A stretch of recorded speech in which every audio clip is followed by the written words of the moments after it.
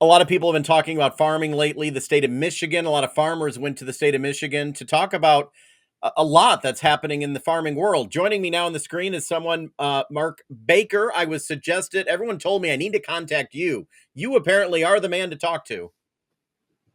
Okay. Tell me a little bit about your past, a little bit about who you are. Okay. Well, I guess I'll just start in about 2004. I retired from the United States Air Force and decided that I would like to get into something different. Yeah. That's military does things one way, and it's kind of all about killing and breaking and stuff. And I didn't want to do that anymore. I could have gone to contracting and stuff, but I didn't really want to do that. Yeah. So I decided I wanted to be a farmer, Hmm. and I decided that because probably Pinterest type things. I'd seen the pictures and it looked like a great way of life for my kids and my wife and me, and Sorry, so we. I have a dog barking in the back. I apologize. That's okay.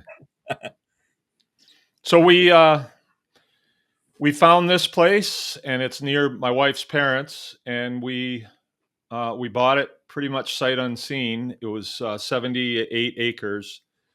And the man that was here was a veteran as well, and so he held it for me for a year, so I knew where I was going. Oh, And we did some research and stuff. And I'll tell you, the first 10 years were not really that good because you're on your own. yeah. You're really on your own in this type of farming.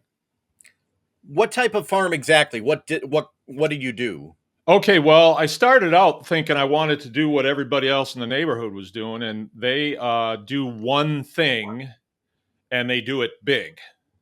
The only problem is a new guy coming in. The lenders like Greenstone and USDA, they're not interested in new people, not at all. Like I couldn't get any money out of them.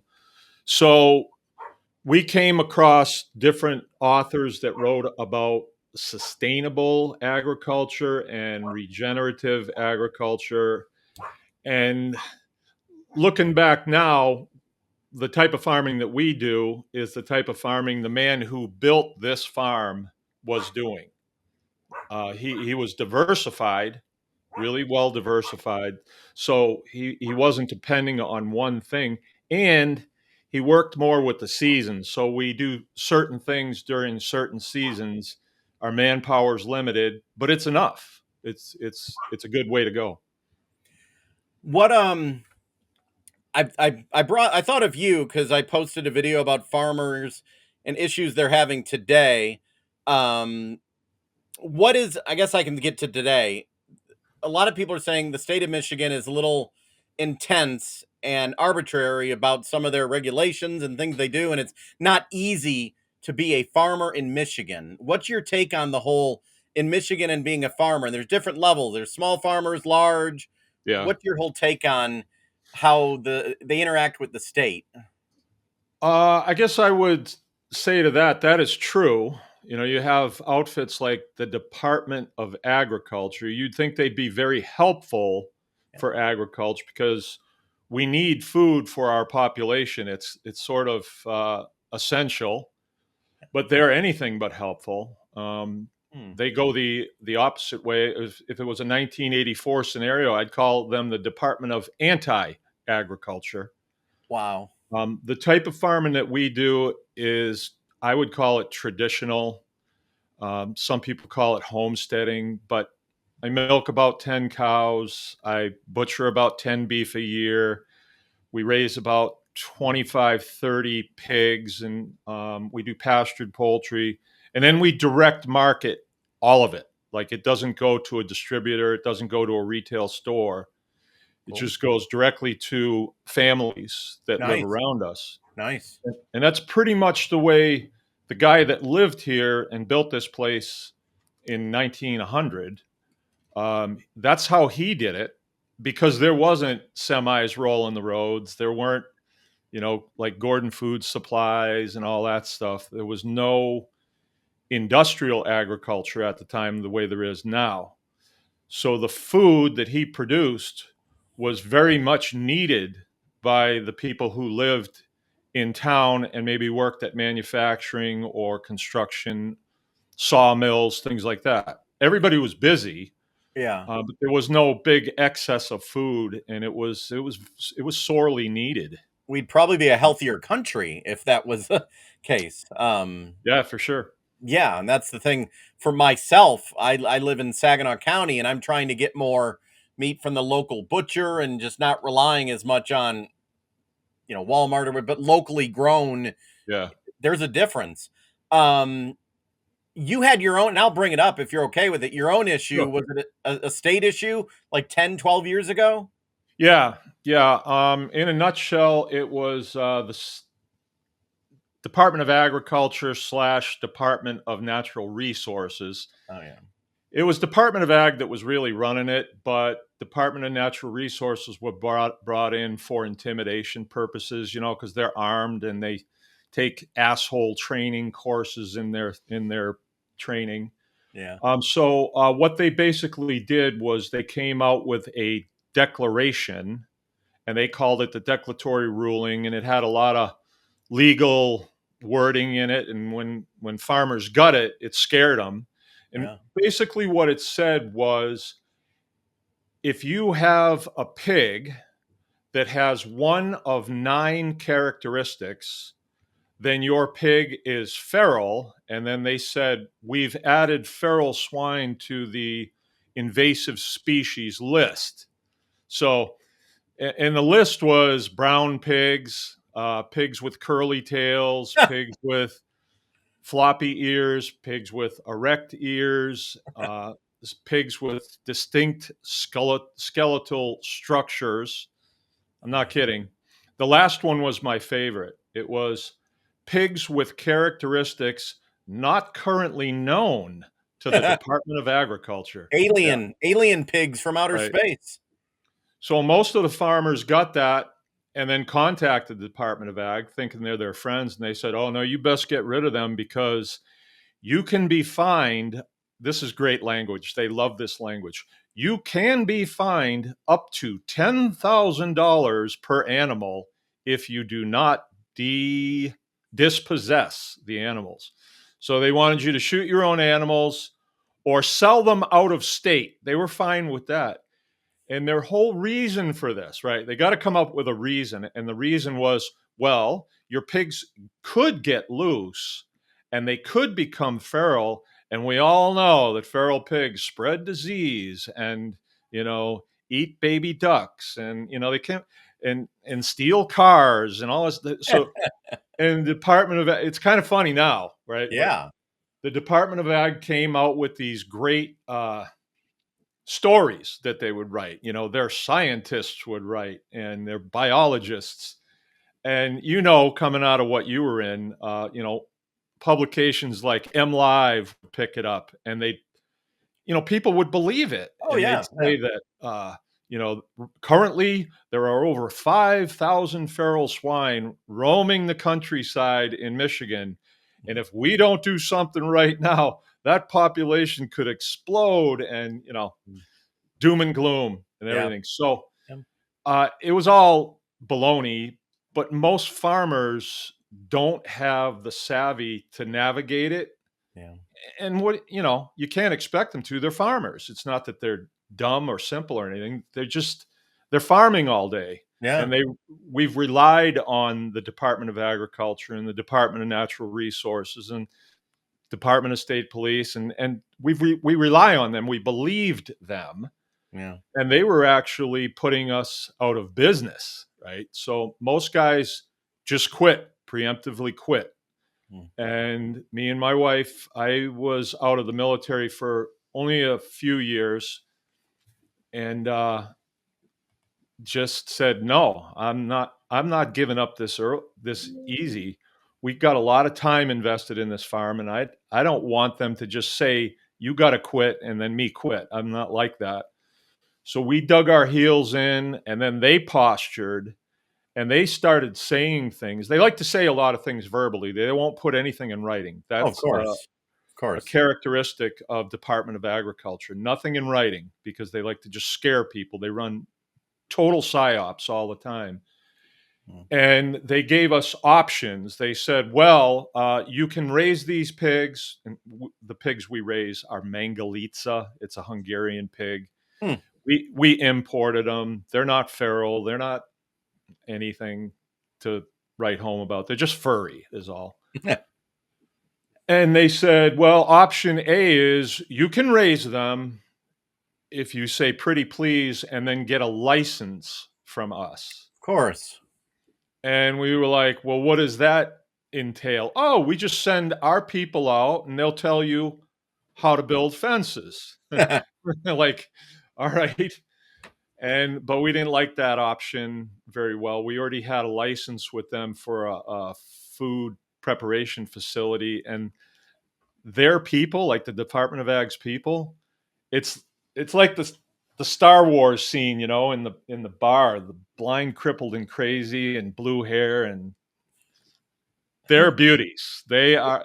It's the Department of Ag is a dumping ground for the people that the state police won't take, Department of Ag won't take, or Department of Natural Resources won't take, Department of Attorney General won't take. So they put them in the Department of Ag. Is this a federal or the state? State. State. Okay. State. State. Yeah. So we said, no, we're not going to dispossess our animals. And then they started rolling the threats. And these threats came from the Department of Attorney General's office, which at the Oh. time was Bill Schuette, a Yeah. Republican, right? Supposed to be a law and order guy. Yeah. And he fell right in line with the whole thing. And they threatened us with, let's see, arrest, number one. They threatened us with a fine per animal. I had 70 of them at the time. And in writing, they said $700,000. Wow. Taking my children. Yep, taking my children. Didn't put that one in writing. They didn't want to do that. Yeah. And let's see what else. Loss of the farm. They would take the farm, they Yeah. claim. And so I don't know. I just weighed it out and I thought, I don't think they can do it. And by that time, we had been on the Glenn Beck show. We had been on, several other pretty high profile deals. Yeah. Alex Yep. Jones show. Yep. And so I started to, Mike Adams, I started to get to know those guys. And then a couple people came into my life. One in particular, Sheriff Mack. He's a great guy. And he started to explain to me what my oath of office was. Hmm. Right? As a military member, I took the oath of office. I enlisted 5 times. Yeah. And then I started to look at the Constitution. I started to look at the Bill of Rights. And I was like, the Department of Agriculture, what their rhetoric is, and my Bill of Rights do not line up. Yeah. And we hired lawyers, went through 3 of them, Wow. and their message was kind of in the middle. It was like, yeah, don't go talking about the Bill of Rights in a courtroom. Don't do that. And I thought, that doesn't sound so. The lawyers were more in the camp of the state because they're licensed through the state. So ultimately, the state can pull their chain if they have to. True. So we kind of went on it. We kind of went it by ourselves, and we Wow. just said, not doing it. Take your best shot. And they really don't have a shot. It's always threats and intimidation because they couldn't actually arrest me, but they said they would. Do they eventually they back down? No, this happened in the midst of us suing them. Our lawyers said you need to sue them for clarification. Oh, okay. If I was going to do it now, I wouldn't be suing them for clarification, but I would sue them. Like Yeah. if they come near me again, I'll pick out the fattest one and sue them for everything they have. Yeah. But it wouldn't be for clarification. It would be for degradation of constitutional rights under the color of law, which is very effective. I can tell you. Okay. I can tell you. So in the court, at the 11th hour, Bill Schuette directed his assistant attorney general to move for dismissal. Hmm. And the courtroom was completely full of people from all over the country because the ramifications of this were huge, Oh right? They yeah. really were. And I can explain that. Yeah. But the judge was kind of like, hey, you've been after this guy for a couple of years now. Why are you backing down? And the guy's name was Harry Martin. I'll never forget him. And he just said, well, at this time, we no longer have a problem with Mark's pigs. And the judge was like, well, you did yesterday. What's different? And he said, we just don't. And the judge was like, okay, we no longer have a struggle. So I will dismiss the case. The Yeah. judge was good. The Yeah. judge was good. And he did what he was supposed to. Yeah. But we got left kind of hanging like, okay, you did all this damage to our farm, our customer base, our reputation in the community. How are you going to make good on that? And they were not interested. And at that point, my lawyer was not interested in suing the state, not at all, because they had been so humiliated over the whole thing. Yeah. But I would like to explain to you what the ramifications of that declaratory ruling would have been if we hadn't have stood up.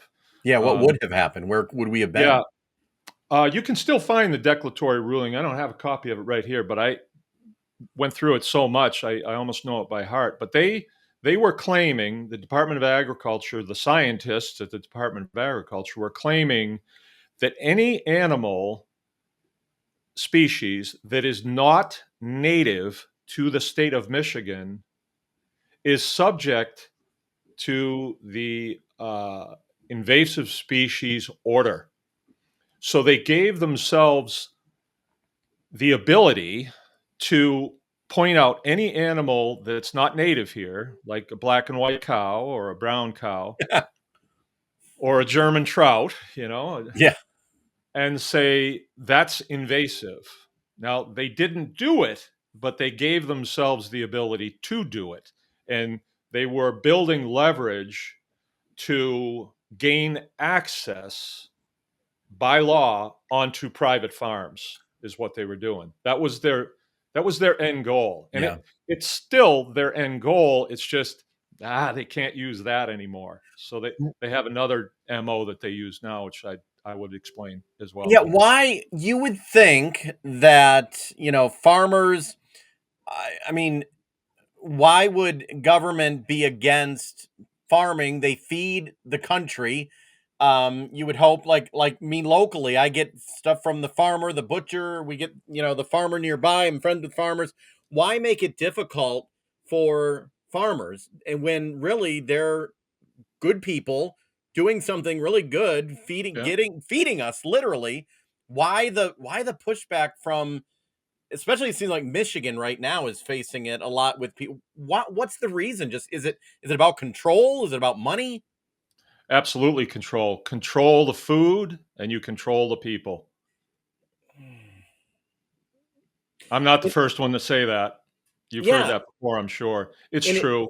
it it In make, warfare, food is used as a weapon. it makes It's that people then simple. not. And so I understand now why there's less and less farmers. Well, you're a farmer still. What are you facing, or what do you talk to other farmers? What are their concerns? What are they facing now, especially in Michigan or maybe in other states, but especially here? What's their biggest battle that they're fighting? Uh, Psychological operations, without a doubt. Here's the way it works, and I speak from experience and living it every day. Okay. Um, we're American citizens, and we're governed by a constitution. Yes. The Bill of Rights is sort of like it holds back government. It's what they can't do to you. Yeah. So under the Fifth Amendment says a lot of things, but there is a blurb in there that says our life, our liberty, and our property is protected under the due process of law. Right. So, newsflash: Department of Agriculture doesn't write law. Their job is not even to enforce law. Yeah. That's law enforcement. That's Yeah. the state police and Yeah. the local police, sheriffs, actually. So, but they've gotten into the business of trying to curb things, and kind of make it go in the way of their masters. Now, who are their masters? We can just leave that one open because I don't know exactly their names, but you can see consistencies with this and other things. You see it with gun control, you see it with healthcare and other things, right? There is a sort of uh, an entity that is dead set on dis- the destruction of a civilization that is self sufficient and um, able to take care of itself. We don't have to go crying to the government to save us. Yeah. So when they so this is how they operate now. It's pretty Yeah. easy to see. I mean, it doesn't affect me because I'm not playing their game Okay. at all. I work under the US Constitution, and that's my right. My process, which is my property, is protected under due process of law. I'm not doing anything that's against the law, Hmm. plain and simple. And I do a lot of things that they don't like, but I don't really care what they don't like because they're playing a completely different game. They write regulations that don't line up with constitutional law, and then they put it out there, and people think that they have to follow it, right? Yeah. So the way they do that, it's really really simple. Like, I am a private entity. I operate privately. My customers are my patrons, and we don't sell into public stores, we don't sell into public restaurants. We don't want to, and why would I? Yeah. But what they try to do is they try to tell you that unless you have a license from them, Department of Agriculture, they like to issue a license. And what is a license? It's permission. So Yeah. they'll say, "Boy, without a license, you put yourself in a lot of jeopardy here. You could be in a lot of trouble." They love to say that. Yeah. Or they like this one. This could escalate quickly. That's another tried and true one that they use. And the farmers, they kind of, I better get a license. And the license, they'll say, well, it's only $175 a year, and then you're safe. But the only problem with that is, as soon as you take that license from them, you've just entered into a contract, and that contract wipes out a lot of your constitutional freedoms. Mm. Like, the Fourth Amendment says nobody comes on your property unless they have a warrant or an Yep. invitation. Yep. But once you sign that contract with the Department of Ag, you just sign that away because they've given themselves in the fine print the ability to do a no notice inspection for the safety of the food supply, they say. And and then they can deem something that you're doing incorrect per our standards. And so basically, you enter in a contract with them, you're working for them. You are no longer in the private. You're no longer a private guy. You're actually working for them. And I think it's really interesting that we're going down this road because we hear, fascist this and fascist that, anti fascist this and that. But if you look up the definition of the word fascist or fascism, it's privately held, government controlled. That's what it says. So when you enter into a contract with the Department of Agriculture, which by the way is a privately held corporation, Hmm. you're engaging in fascism instead of being a privately owned business, and we operate as we see best. We look out for the welfare of our animals the way we see best. Hmm. We service our customers the way we see best. We build our facilities the way we see best, not the wieners that come out of the Department of Agriculture that can't even part their hair, you know, or know who to get in bed with. Uh, I'm sorry, but that's the truth. There's a lot of them. True, true. What advice do you have to farmers? There, I interviewed a younger farmer. He took over for his family farm up in the Upper Peninsula, and he's kind of struggling. What advice do you have to younger farmers or people just, I don't know, not starting out, but people who are caught up in all of this? What advice do you have? And you've probably given this advice before to people. What do you I do say? it all the time. Yeah, what do you tell them? Well, if you're in a contract with them and you can get out of it, I mean, sometimes there's circumstances where you can't. Like maybe you took a bunch of money from the USDA, to build something. Yeah. You owe that money back. You get out of the contract, they want their money. So some contracts are hard to get out of, but we should all know that. You get in a contract with a phone or a car or a piece of land, you can lose a little skin getting out of it. Yeah. Yeah. But if you're not in a contract, don't get in one. No matter um, how much they cajole or lie or scare. I think there's a lot of actually like wizardry going on. They have things that they say all the time, like spells and incantations that they say all the time. And yeah, it almost seems like they have a playbook that they go by. So never get in a contract with Okay. them. Okay. Operate independently. Know that what you're doing is much needed now because things are changing in the country, and I Yeah. can explain some of that too. I happen to be kind of in the know on that. Um, and Well, basically, go ahead. you are not required to talk to them. So Right. never get in a conversation with them. Never answer their letters. Just ignore them the same as you would the Walmart greeter guy. Yeah. Yeah. But if you get in a conversation, they say things and it scares people. I can give you a great example if you'd like to hear it that just happened within the last few days, Oh, if you okay. care to hear it. Yeah.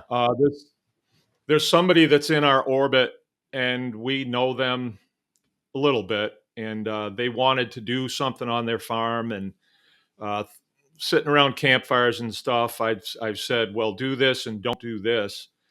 And I got questioned a lot by the wife, and I said, this is how you do it. And she was concerned, well, what if I get raided?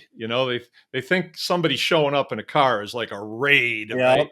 Yep. It doesn't really happen, but and I would try to put her at ease and saying that won't happen. Just don't get in a contract with them. Operate as a private person. The Fourth Amendment protects you. The end of your driveway, there's an imaginary gate there. They can come through one time, just like religious groups can. But when you tell them no, thank you, that's it. If Yep. they come through again, it's simple. It's 911.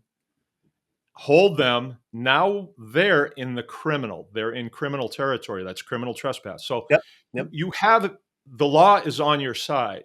Yep. But what did she do? The guy comes up and she meets him and he says, Department of Ag guy, excuse me, this is a great story. He goes, I'm here investigating a complaint that one of your neighbors made. Hmm. Right? So what did he do? He pricked her. He pricked her with one of your neighbors has told on you. Yeah. And so instead of her following my instructions and telling him, no, thank you, please leave, she Hmm. said, Who did it?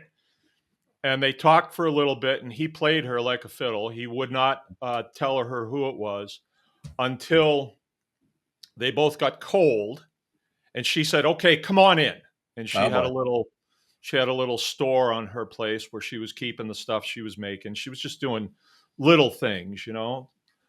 And so once he was in there, he could see everything that she did. Hmm. And then she called me on the phone and she said, you're not going to be happy with this. And I said, no, I'm not. You've really done the worst you could do for yourself. But Yeah. from this point on, Do not speak to them. Yep. Just tell them they have to correspond with you via email, and that's it for the end of time. You don't need those people.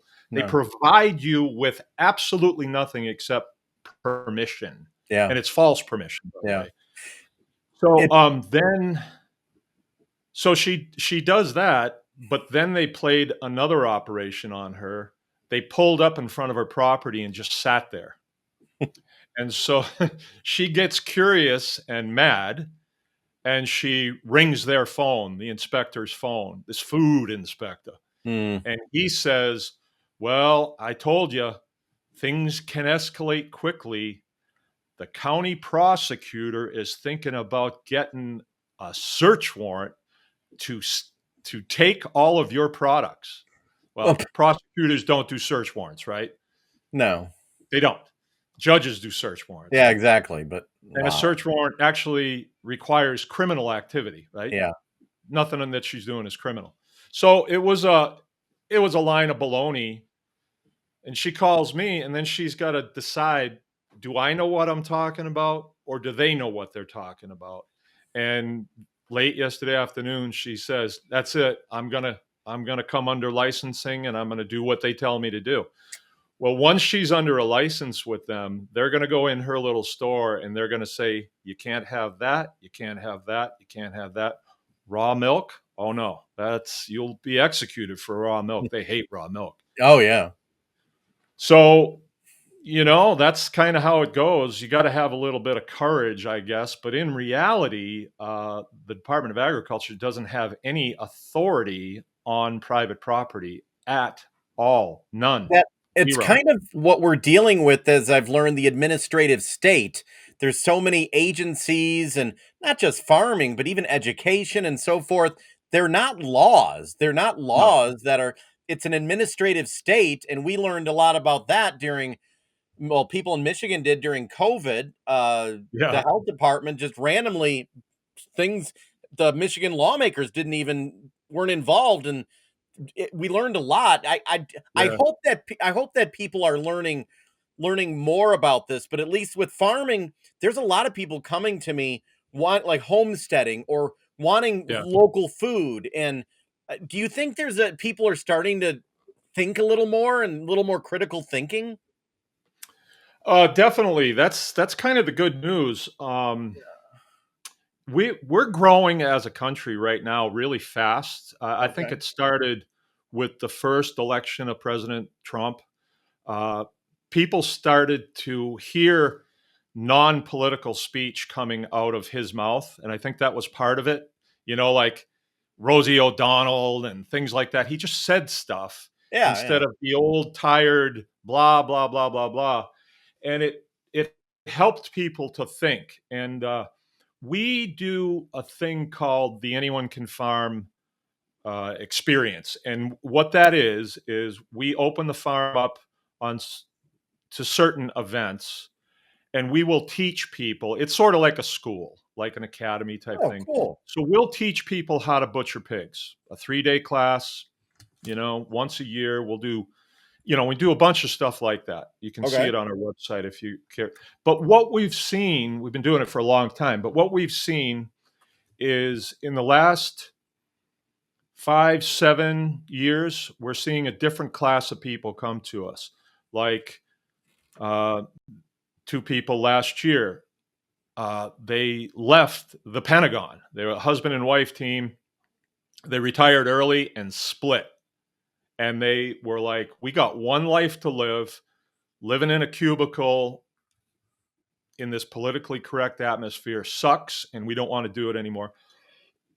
So they move to the country, and then the next step is, well, maybe we could have a garden, maybe we could grow our own food, maybe we could do that. And they go down that rabbit hole, and they're like, "Hey, we want to be farmers." And but we're seeing a different class of people, Dave, that are educated. um, they don't take any prisoners, Yeah. they're and they have tenacity. They know what they want, and they're going to get it, and they Is have this money. is this your website that I have on the screen? Yeah, that's one of them. Okay, anyone That's can one of them. farm experience. I just found it. I don't know if that was yours. Yep, that's it. Another one is bakersgreenacres.com. Is got all the pictures and all that cool stuff. Okay, I'll put those on the screen. And if anyone has questions, even farmers, they can email you or reach out to you. Oh yeah. Okay. Yeah, yeah, Well, we do. go ahead. We do kind of a an online chat Tuesday nights, 8 o'clock Eastern Standard Time. It's the Anyone Can Farm Experience on YouTube, and it's live. And I field questions and just put the information out there for people who care. I Okay. mean, not everybody wants to get in the lifeboats. Not everybody, and you can't make them. I think I found that anyone can farm experience YouTube, correct? Yes, correct. Okay, I will put that link on there as well, and Okay. I'm subscribing right now, so I'm a subscriber. All right. Um, I'm gonna let you go, but I wanted to just educate people and others in the farming world as well. I might have you back on again because I'm sure there's going to be issues that are going to pop up that I might need your expertise. You bet. Hey, the stakes are high, man. They're high. Man, thank you, thank you, sir.